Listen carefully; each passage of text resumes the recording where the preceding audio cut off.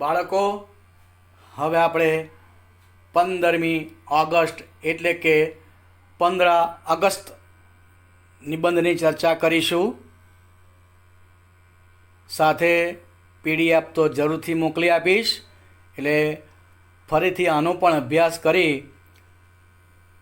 તમારા શબ્દોમાં, તમારા વાક્યોમાં, તમારા વિચારોમાં આ નિબંધ લખવાનો છે. तो 15 अगस्त थोड़ी प्रस्तावना जोई लईए. सदियों की गुलामी के पश्चात 15 अगस्त सन 1947 के दिन आज़ाद हुआ. पहले हम अंग्रेज़ों के गुलाम थे. उनके बढ़ते हुए अत्याचारों से सारे भारतवासी त्रस्त हो गए, हैरान परेशान થઈ ગયા હતા.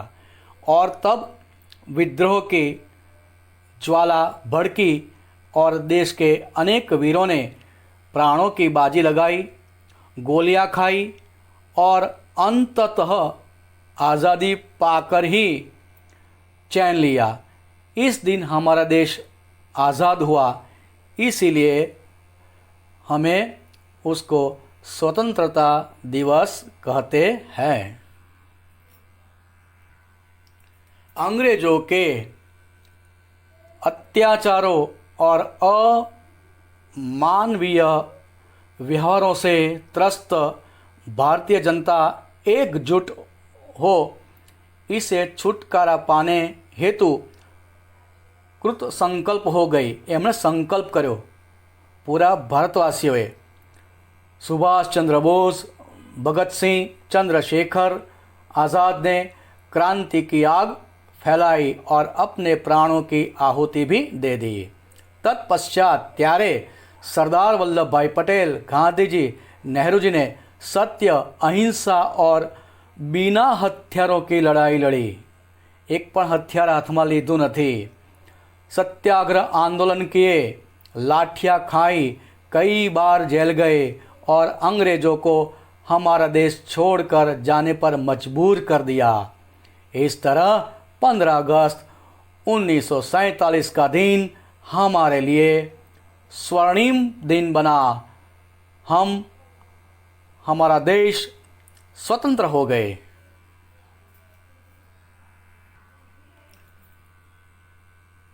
यह दिन 1947 से आज तक हम बड़े उत्साह और प्रसन्नता के साथ मनाते चले आ रहे हैं.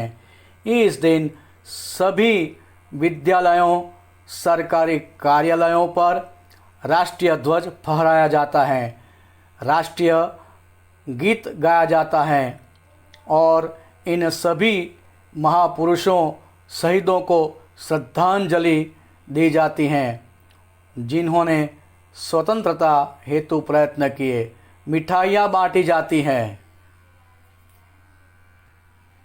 हमारी राजधानी दिल्ली में हमारे प्रधानमंत्री लाल किले पर राष्ट्रीय ध्वज फहराते हैं. वहाँ यह त्यौहार बड़ी धाम धूम और भव्यता के साथ मनाया जाता है. सभी शहीदों को श्रद्धांजलि दी जाती है. प्रधानमंत्री राष्ट्र के नाम संदेश देते हैं. अनेक सभाओं और कार्यक्रमों का आयोजन किया जाता है. एनो उपसंहार शू छे? इस दिन का ऐतिहासिक महत्व है. इस दिन की याद आते ही उन शहीदों के प्रति श्रद्धा से मस्तक अपने आप ही झुक जाता है जिन्होंने स्वतंत्रता के यज्ञ में अपने प्राणों की आहुति दी. इसीलिए हमारा पुनीत कर्तव्य है, एक पवित्र, कि इन हमारे स्वतंत्रता की रक्षा करें, देश का नाम विश्व में रोशन हो ऐसा कार्य करें, देश की प्रगति के साधक बने ન કે બાધક. આપણે સાધક બનો છે દેશ માટે.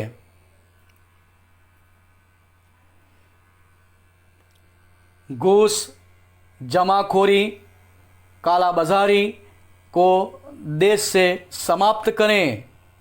भारत के नागरिक होने के नाते स्वतंत्रता का न तो स्वयं दुरुपयोग करें और न दूसरों को करने दें. एकता की भावना से रहें और अलगाव, आंतरिक कलह से बचें. हमारे लिए स्वतंत्रता दिवस का बड़ा महत्व है.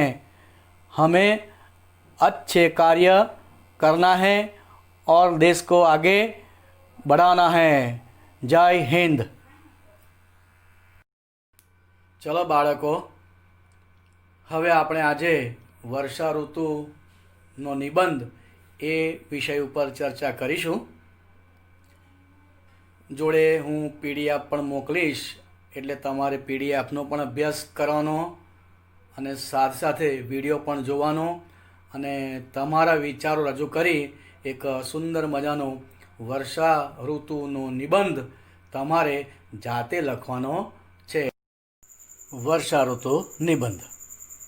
हमारा देश कृषि आधारित देश है, इसीलिए वर्षा का होना बहुत ज़रूरी है. बारिश के बिना जीवन की कल्पना नहीं की जा सकती है, क्योंकि बारिश से ही हमें पीने योग्य अमृत समान जल प्राप्त होता है.